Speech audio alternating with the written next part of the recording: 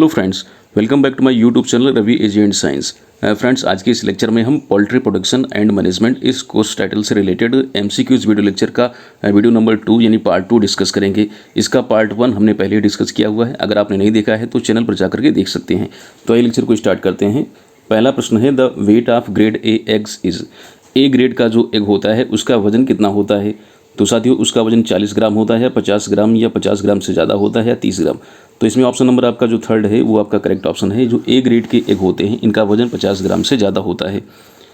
चलिए नेक्स्ट अगला क्वेश्चन देखते हैं। ब्रूडर is a equipment which is used for. ब्रूडर एक प्रकार का उपकरण है जिसका उपयोग किया जाता है। तो साथियों, ब्रूडर का उपयोग किया जाता है रियरिंग चिक्स यानी चूजों के पालने के लिए इसका इस्तेमाल किया जाता है। तो ऑप्शन नंबर आपका ए पहला ही ऑप्शन आपका करेक्ट ऑप्शन हो जाएगा। ब्रूडर का इस्तेमाल किया जाता है चिक्स को रियर करने के लिए, इनको पालने के लिए, इनको रेजिंग करने के लिए। अगला क्वेश्चन है, which is not a type of ब्रूडर। इनमें से कौन सा एक ब्रूडर का टाइप नहीं है? तो साथियों, कॉलोनी ब्रूडर नहीं है, या होवर ब्रूडर, या इरेडिएशन ब्रूडर, या फिर आपका सन ब्रूडर। ऑप्शन नंबर आपका डी इसमें करेक्ट ऑप्शन है। सन ब्रूडर किसी भी टाइप का कोई ब्रूडर नहीं होता है। बाकी कॉलोनी, होवर और इरेडिएशन हीट ब्रूडर ये ब्रूडर्स के टाइप हैं। ऑप्शन नंबर आपका डी करेक्ट ऑप्शन हो जाएगा। अगला क्वेश्चन है, which is A type of Indian ब्रूडर। इनमें से कौन एक भारतीय ब्रूडर है? तो लैम्प ब्रूडर ये भी एक भारतीय ब्रूडर है। इलेक्ट्रिसिटी ब्रूडर ये भी आपका एक इंडियन ब्रूडर है। तो आपका ऑप्शन नंबर आपका जो सी है ये करेक्ट ऑप्शन हो जाएगा। ए और बी दोनों हो जाएंगे। लैम्प और इलेक्ट्रिसिटी ब्रूडर ये आपके इंडियन ब्रूडर हैं। ऑप्शन नंबर आपका सी करेक्ट ऑप्शन हो जाएगा। अगला क्वेश्चन है, which is not an American breed of hen. इनमें से कौन सी अमेरिकी मुर्गी की नस्ल नहीं है? तो साथियों, कौन सी नस्ल है ये पूछ रहा है। तो इसमें प्लाईमाउथ रॉक जो है आपका पहला ही ऑप्शन आपका करेक्ट ऑप्शन है। अमेरिकन ब्रीड की जो आपकी हैन है वो आपका प्लाईमाउथ रॉक आपका पहला ऑप्शन आपका करेक्ट ऑप्शन हो जाएगा। डॉर्किंग ये इंग्लिश ब्रीड है। ब्राउन लेग हॉर्न और कोचिन ये आपकी जो है, कोचिन आपका एशियाटिक ब्रीड है और ब्राउन लेग हॉर्न जो है ये आपका जो है आपका मेडिटेरियन में आता है। नेक्स्ट अगला क्वेश्चन देखते हैं, which is an Indian breed of hen. इनमें से which is an English breed of hen. इनमें से कौन सी जो है आपका अंग्रेजी नस्ल, मुर्गी की अंग्रेजी नस्ल है, यानी इंग्लिश ब्रीड कौन सी है? तो साथियों, अभी जैसे कि पहले इसे जस्ट पहले वाले क्वेश्चन में ही डिस्कस किया है कि जो डॉर्किंग है ये आपकी एक प्रकार की जो है इंग्लिश ब्रीड है। बी नंबर आपका ऑप्शन आपका करेक्ट ऑप्शन हो जाएगा। अगला प्रश्न है, which is a Mediterranean breed of hen. इनमें से कौन सी जो है भूमध्य सागरीय नस्ल की जो है मुर्गी है? तो साथियों, इसमें आपका ऑप्शन नंबर आपका डी करेक्ट ऑप्शन हो जाएगा। जो वाइट लेग हॉर्न है आपका ये जो है आपका मेडिटेरियन ब्रीड है। ये मुर्गी की मेडिटेरियन नस्ल है। अगला प्रश्न है, which is an Indian breed of hen. इनमें से which is an Asian breed of hen. इनमें से कौन सी एशियाई नस्ल की मुर्गी है? तो साथियों, एशियन में देखते हैं कौन कौन से ऑप्शन हैं। तो कोचीन, ब्रह्मा, शंघाई। तो साथियों, सारी की सारी जो है जो कोचीन भी आपका एशियन में आता है, ब्रह्मा भी आता है और शंघाई भी आता है। तो आपका ऑप्शन नंबर आपका डी करेक्ट ऑप्शन हो जाएगा। ऑल ऑफ द अबव आपका डी वाला ऑप्शन आपका करेक्ट ऑप्शन हो जाएगा। अगला क्वेश्चन देखते हैं, which is Indian breed of hen. इनमें से कौन सी भारतीय नस्ल की मुर्गी है? तो असील है, या ग्रे चिटगोंग है, या आपका बोथ ए एंड बी, या इनमें से कोई नहीं। तो साथियों, असील जो है आपका ये इंडियन ब्रीड है। बाकी ग्रे चिटगोंग जो है आपका ये चिटगोंग तो आपका जो है कह सकते हैं कि एशियाटिक ब्रीड में आती है।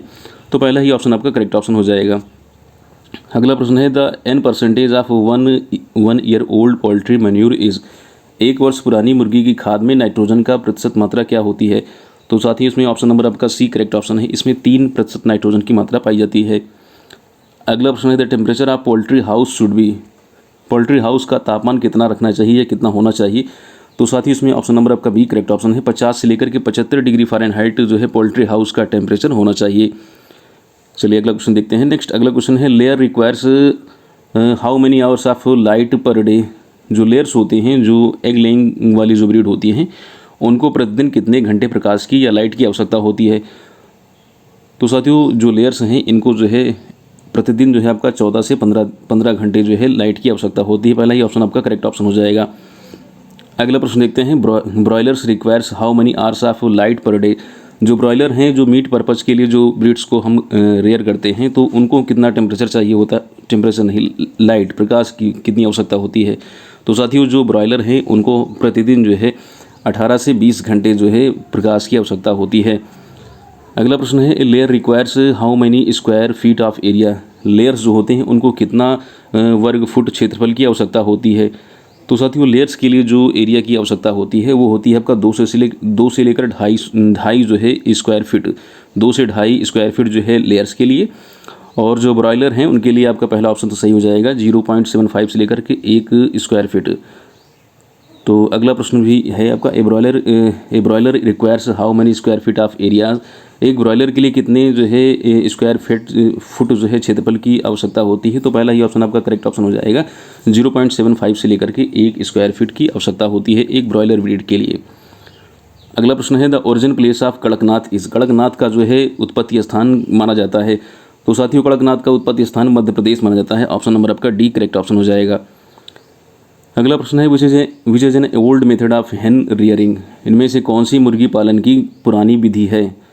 तो साथियों, मुर्गी पालन की पुरानी विधि आपका इंटेंसिव सिस्टम है। इंटेंसिव सिस्टम आपका बी ऑप्शन आपका करेक्ट ऑप्शन हो जाएगा। इंटेंसिव सिस्टम जो है आपका हेन रियरिंग की ओल्ड मेथड है।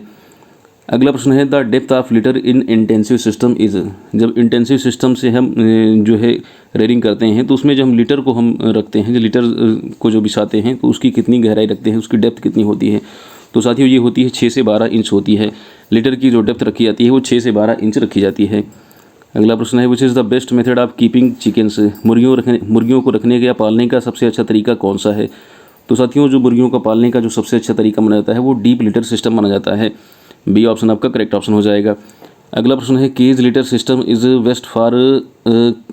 केज लिटर सिस्टम जो है आपका वो किसके लिए अच्छा माना जाता है।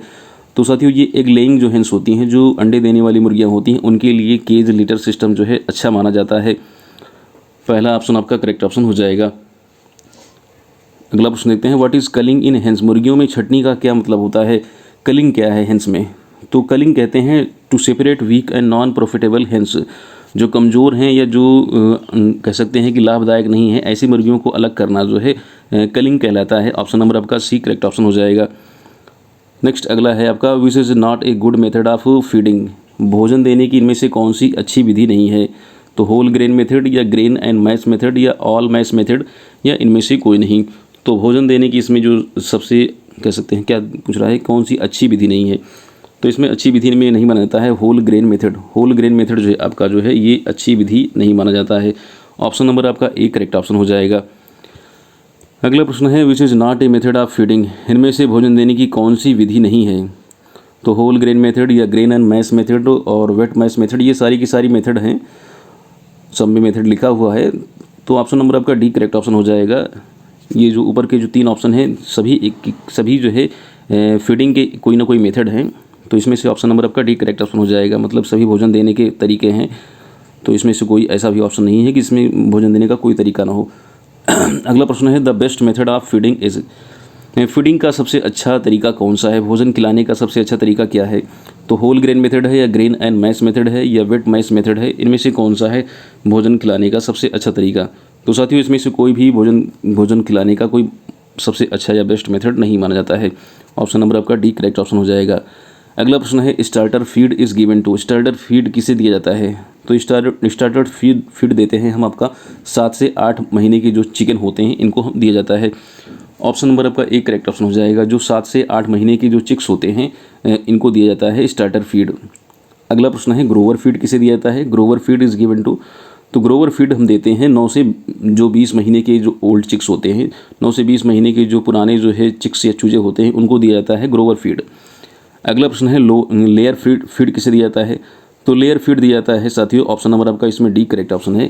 जो 20 महीने से ज़्यादा एज वाले होते हैं चिक्स, इन्हें दिया जाता है लेयर फीड्स। तो याद रखिएगा, स्टार्टर देते हैं हम 7 से 8 महीने या 7 से 9 महीने कहीं पर लिखा रहता है। तो 7 से 9 महीने की जो उम्र के जो होते हैं जो चिक्स होते हैं इनको हम देते हैं स्टार्टर फीड देते हैं।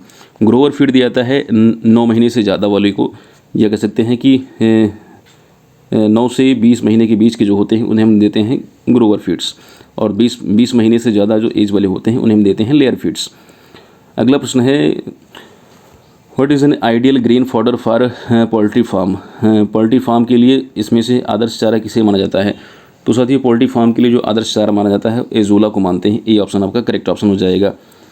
अगला प्रश्न है, the feather colour of Kadaknath hen is. Kadaknath मुर्गी के पंख का रंग कैसा होता है। तो साथियों, कड़कनाथ जो मुर्गी है इसके पंखों का रंग ब्लैक होता है। बहुत सारे साथियों को पता होगा। ऑप्शन नंबर आपका डी करेक्ट ऑप्शन हो जाएगा। और आज के इस लेक्चर का लास्ट क्वेश्चन है, the average body temperature of hen is.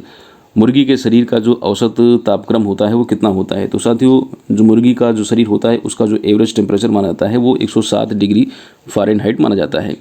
तो साथियों ये था आज का लेक्चर। जल्द ही हम एक नए लेक्चर के साथ एक नए कंटेंट के साथ आपसे मुलाकात करेंगे। तो आज के लेक्चर में बस इतना ही। जय हिंद।